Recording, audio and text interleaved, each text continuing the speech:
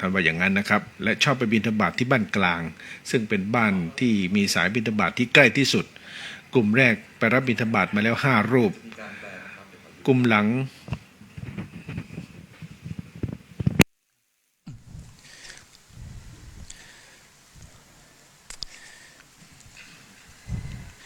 So this is the Buddhist era, 2569, and it's been 2569 years since the Buddha has passed away into Parinibbana.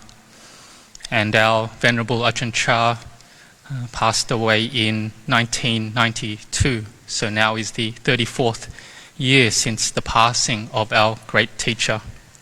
And all of you have come together to listen to the Dhamma, and you have a great interest in the Dhamma. And coming here, you contemplate, you reflect on the virtues of the Buddha, Dhamma, and Sangha. It's very difficult to have this great opportunity in this one life of ours to have met with a great Sangha disciple of the Lord Buddha. We could compare it to if in the great ocean there was one small needle that we were looking for, it would be incredibly difficult to find. And so we are very fortunate that we have the wisdom of Venerable Ajahn Chah that has been passed down from his teachings and given down to his disciples, the monks and novices and lay people. And this had been spread since 1954 with the establishment of Wat Nong Pong here. And so it's been 72 years since the Venerable Ajahn Chah began to spread the Dhamma here. And since this period of time, there's been a great amount of monks, novices, lay people from Thailand and even from overseas who have been interested and have become disciples of Venerable Ajahn Chah. And so even if they may have never met with Venerable Ajahn Chah while he was still alive, but they have the chance to listen to the Dhamma from recorded Dhamma talks or from books or from the disciples. And so the Dhamma that was taught isn't out of date. This is what Venerable Ajahn Chah taught. The Dhamma doesn't go out of date. And so even though the Buddha has passed away a long time ago, those that practice the Dhamma and understand it will see the Dhamma. So we can contemplate on a teaching of Venerable Ajahn Chah. This quality of the Buddha is this true knowing that can arise in our very own hearts. This is like our hearts open the door to this awakening, and it's able to go beyond its delusion. It gains a clear, true knowing into the Dhamma arising in one's very own heart. This is meaning that we know and can clearly see this sense of self, this I and mine that we create. We can see that if we attach to this sense of self, this me or mine, then this becomes the cause for us to have suffering arise. So Venerable Ajahn Chah taught very simply, if you have suffering arise, it's because you have attachment and clinging. This is a very short teaching saying that suffering comes because of attachment. And so it means if you're not attached in something, then you won't suffer over that thing. If attachment arises whenever, then suffering will arise in the mind. Just like a very heavy rock that's on the ground. It may weigh 100 kilograms, but if we don't lift it, we don't carry it around, then it's not heavy to us. So this is the same for all these sense impressions, the moods that enter the mind as well. If we don't lift it, we won't suffer over it. We have the eye, ear, nose, tongue, body and mind. and what enters it is the forms, sounds, odors, tastes, tactile sensations, and the mental objects. When these enter the mind and there's no mindfulness, then all sorts of feelings of liking and disliking arise, all sorts of aversion, attraction arise in the mind, all sorts of happiness and suffering arise.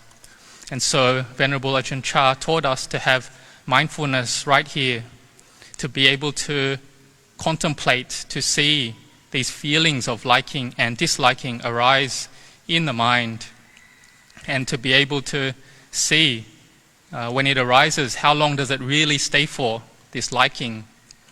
It's not sure, it's impermanent. When this disliking or aversion arises in the heart, how long does that last for? It's not sure, it's impermanent. So we keep practicing like this, following the teachings of Venerable Ajahn Chah, and our practice becomes an act of homage to him.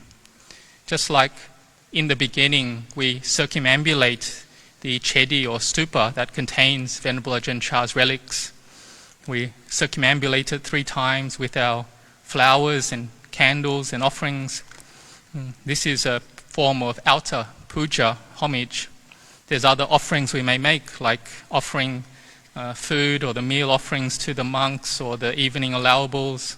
All these we're doing offerings, but the greatest offering is the offering of our Dhamma practice. And so this is what we've come here to do, to walk meditation, to sit meditation, to listen to the Dhamma. This is our homage to Venerable Ajahn Chah. And we're very fortunate as well that the Luang Por Liam has given us this great opportunity to come here to practice and gather like this. This is from his great kindness and compassion to us, to give us a chance to practice the Dhamma, to learn the Dhamma, and to reflect and contemplate and remind ourselves of the great virtues of the Venerable Ajahn Chah, this founder of Wat Nong Pong, where we are now. And this is like our minds have this great gratitude arising. Gratitude here means that we are able to recognize all those virtues and goodnesses that we've received, and we seek to pay it back. And so many people have traveled from far away, even traveled from America, Italy, England, Australia, New Zealand, Malaysia, Singapore, coming here to practice and to give their respects and remind themselves of the virtues of Venerable Ajahn Chah. And so to come here like this is not easy at all. It takes a great faith in one's heart in order to come here and to show that respect and reverence. And this respect and reverence is one of the great blessings of our life. So from this faith of all of you as one, then you've come here and you're willing to put the teachings into practice, to really strive in this path of practice, and from that it will lead to your success in the Dhamma. And this faith is a great energy that we all have in our hearts, which brings us to really be determined to put effort in the practice. And so it's one of our great powers here, this faith. And so then we bring ourselves to walk meditation, to sit meditation, and even to stay up all night to Nesa Chika practice without sleeping for that one night. And we can do this because we have that faith in Venerable Ajahn Chah. And so we come together like this, and this is our offering to Ajahn Chah. And the Buddha praised this act of giving our practice as homage, because the Buddha and Venerable Ajahn Chah didn't want anything from us at all. He just wanted us to get the results from the practice, to be able to abandon the mental defilements in our hearts, to be able to gain great purity of our hearts, to abandon all the unskillful and bad deeds, to be able to build goodness and all the meritorious deeds, and to gain great purity of our hearts. And so this is, we can say, His great offering or great dana to us all, that we're able to come together like this and practice with our true faith in our hearts. And from this faith then, it's as if we're all as one, and we develop all the stages of the practice, whether it's being very sense-restrained, being one who eats and sleeps very little, one who develops a lot of mindfulness. And this is a very amazing thing that we can do this like this here. When I walked in here and walked around the monastery, it was all very quiet. All the lay people have great silence there. They're all reflecting on the qualities of the Buddha, Dhamma, Sangha. And this reminds me of in the time of the Buddha, when King Ajatasattu went to see the Buddha with 500 monks there in the presence of the Buddha, and there was no sound at all. It was completely silent. And he gained a great faith from this, because he was so amazed that it could be that silent with so many people, so many monks there. And so this is an act of spreading the Dhamma in itself. And so all of you that are able to practice and have this restraint and silence, then really that's like spreading the Dhamma as well.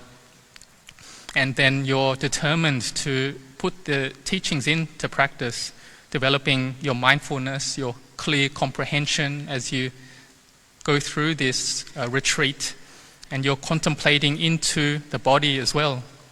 The body is one of the foundations of mindfulness. And so we practice we first spread the metta, loving kindness, we recollect on the virtues of the Buddha, Dhamma, Sangha, and we're walking and sitting meditation. This is to bring our minds to peace and stillness, to samadhi. And we do this through watching the in and out breath while we're meditating, and we can then reflect on the great qualities of the awakened ones. And we bring this awakening more into our hearts, and we become more and more free of the delusion of the heart. This is like the defilements slowly being abandoned. And so in the beginning, we have the obstructions to the peace of mind, like many doubts first, or ill will there, maybe some drowsiness, or a lot of restlessness, irritation in the mind. And this is just normal for our minds to have this, and it often revolves around this all through the day. And it's been like this for a very long time. So we call these the hindrances to the mind, to our peace.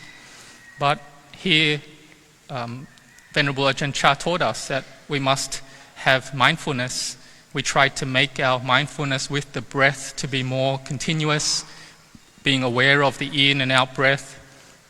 And when we keep doing this, maybe on the first day we weren't that peaceful. The second day maybe we have a bit more peace. But by the third and fourth day, we find that we have more and more peace arising, and may even have feelings of rapture, inner joy, inner bliss and happiness arising. And this is one type of Dhamma that's arising in our hearts. We're able to restrain the mind so that we can gain that awareness and knowing of this quality of samadhi, the quality of the Dhamma that's arising in our hearts there. And from this, then we develop the knowing that comes from wisdom arising. So Venerable Ajahn Chah taught us that the body is impermanent. All the moods and emotions and mental objects that arise in the mind, the liking and disliking, the happiness and suffering, that's all impermanent. It's not a sure thing. It's uncertain. It's not really us. It's not really a me or a mine. and we shouldn't then attach to that. We shouldn't cling to it. We've already known for a long time what it's like to cling, to attach to these things, but we're slowly beginning to see what it's like when we don't attach to these things, that we don't pick them up. So we can see here that Ajahn Chah taught us a lot, that here between not liking and not disliking is the path where we will see the Dhamma.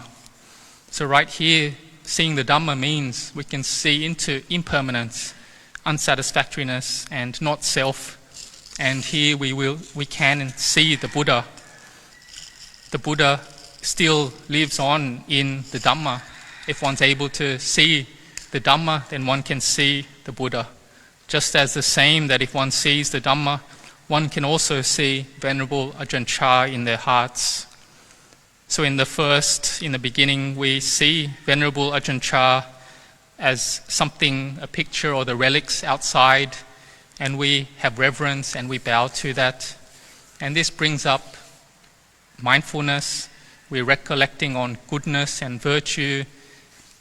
It's a practice of remembering the Sangha, Sanghanusati. So these are all ways that we bring peace and concentration into the mind. Or we can recite Buddho, Dhammo, Sangho, and like this our mind can gather together into stillness, into concentration, and samadhi arises. And so from here we develop our mindfulness from this samadhi by contemplating into the body as being of the nature of the four elements of earth, air, fire, and water. When these elements gather together, then they combine as a body like this, and we call it a body. And so the mind then calls it as me, and then there's them, but actually they're not different at all. The head hairs, the body hairs, the nail, teeth, skin, we have them, and they also have the head hairs, body hairs, nails, teeth, and skin, all the same. It's not any different. So why is it that our mind separates it out as me and them? So this separation there comes because we are still deluded, we still don't have that right view yet. But when we can develop samadhi and have more concentration in the mind, then we can contemplate according to what Venerable Ajahn Chah taught, that the body is of the four elements, or is made up of the four elements. When the body dies, then these elements will break apart and separate out.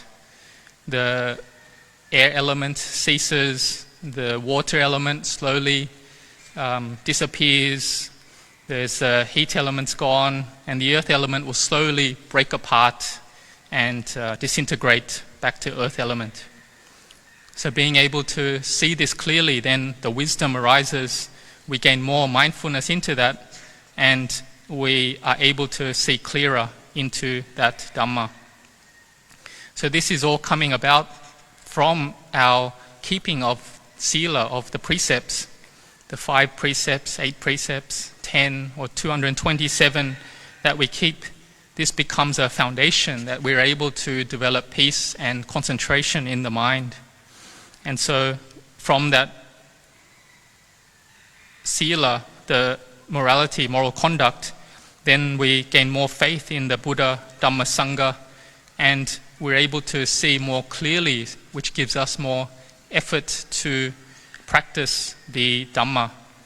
When we can see then that this,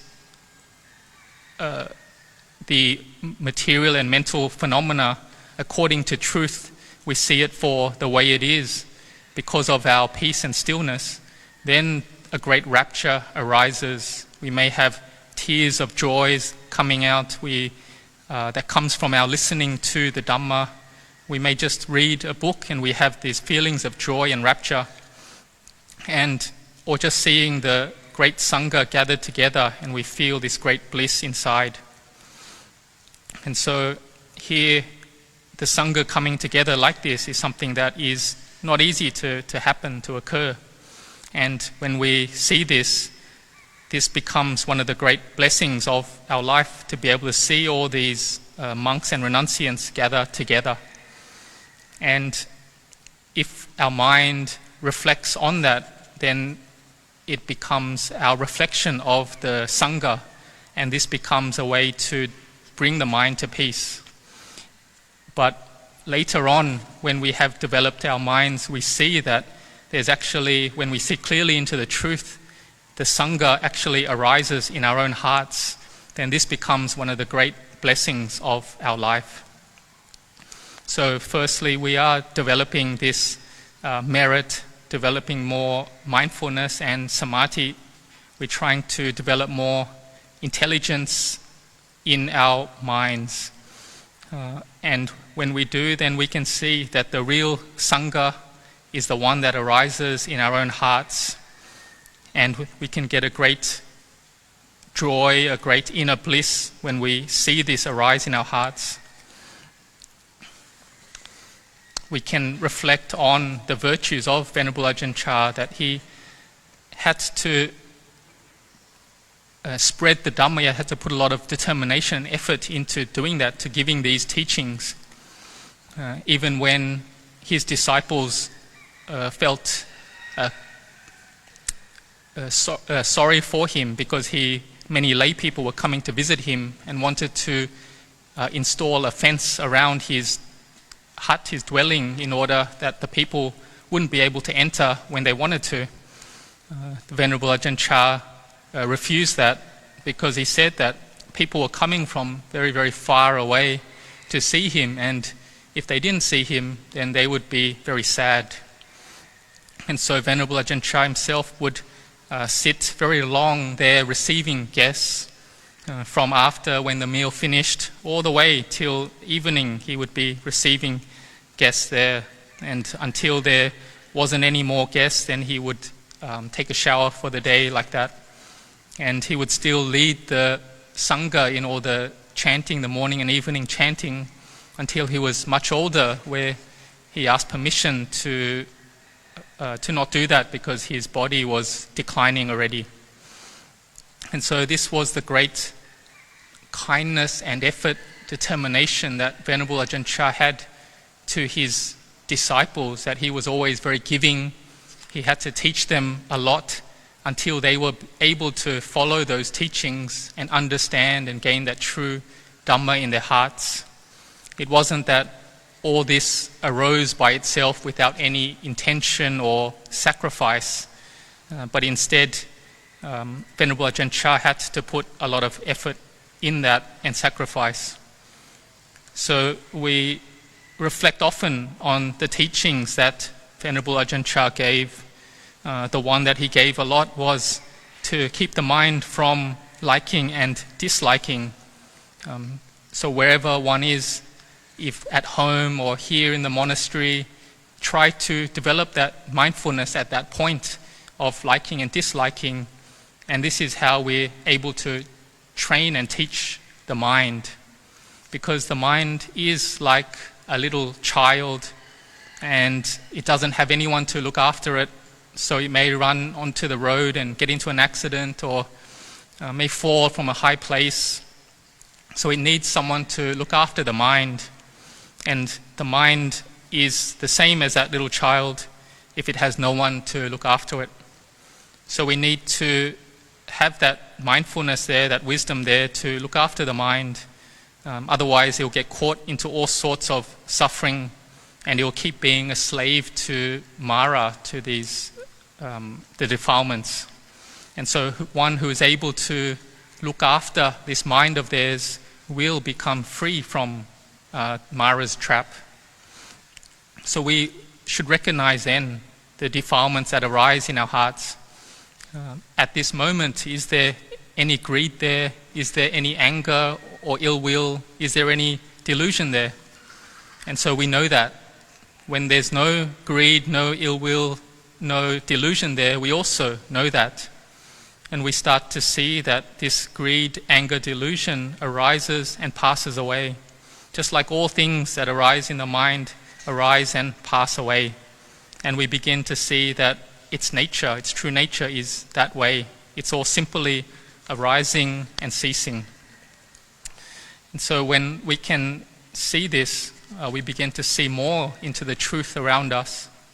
Like for instance, here, we're all sitting here and say in 5 minutes, if we didn't bring any oxygen into this body, then we'd all die. If there's no in-breath coming in, then we would die. If there's no out-breath, then we would die. And so we can start to see the truth like this.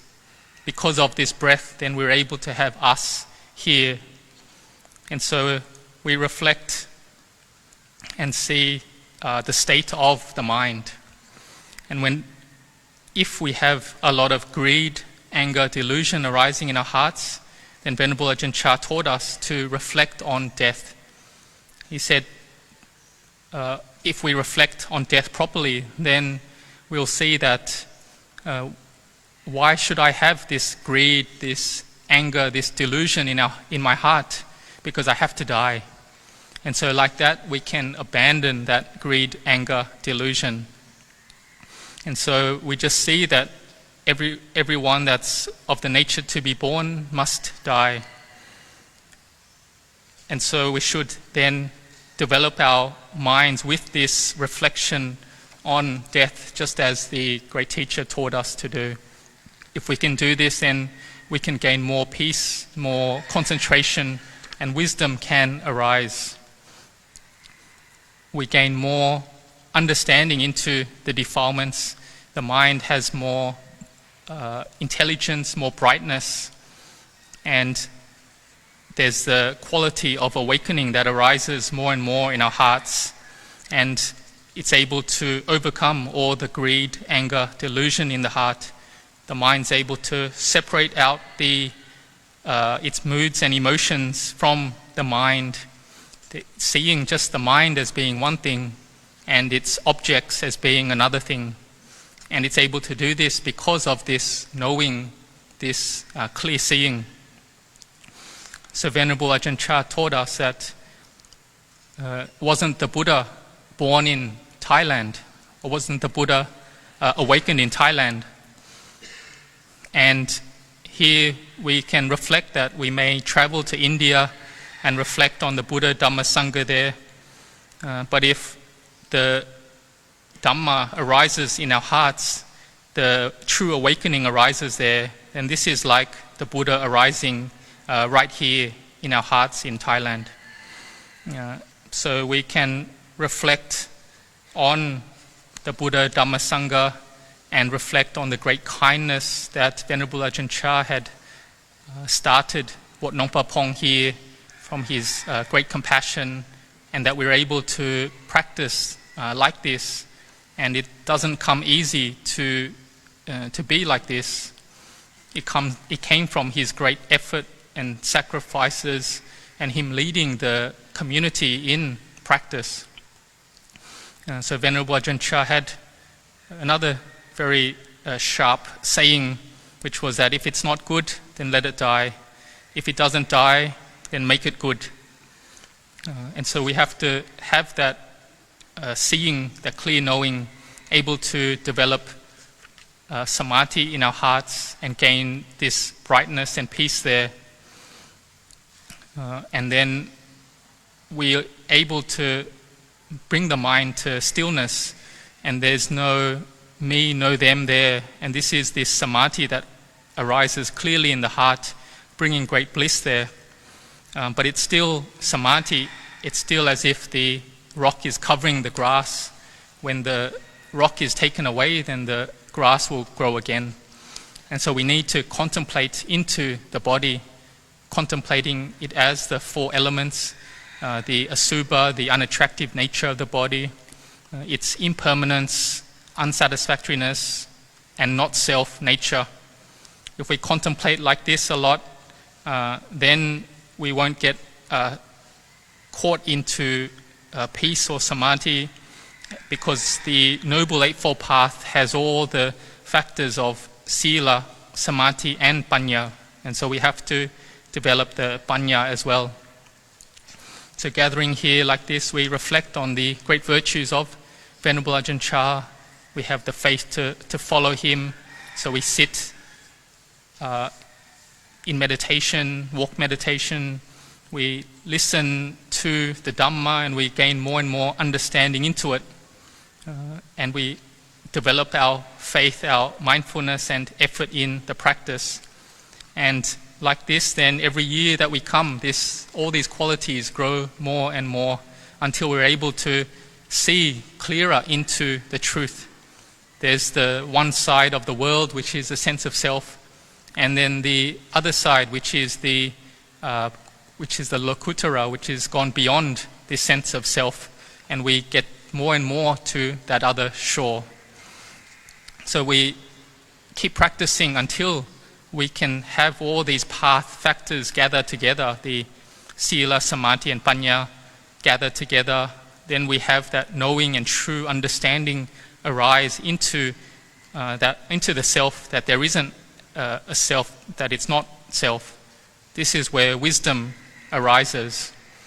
And all of this comes from our faith that we have here, from the efforts that we're putting like this, from our understanding and learning of the Dhamma more and more. So I give my sadhu rejoice with all of you that have this great faith in Venerable Ajahn Chah and that have come together to practice like this here. May you all grow in the Dhamma and grow in happiness all through this year of 2026.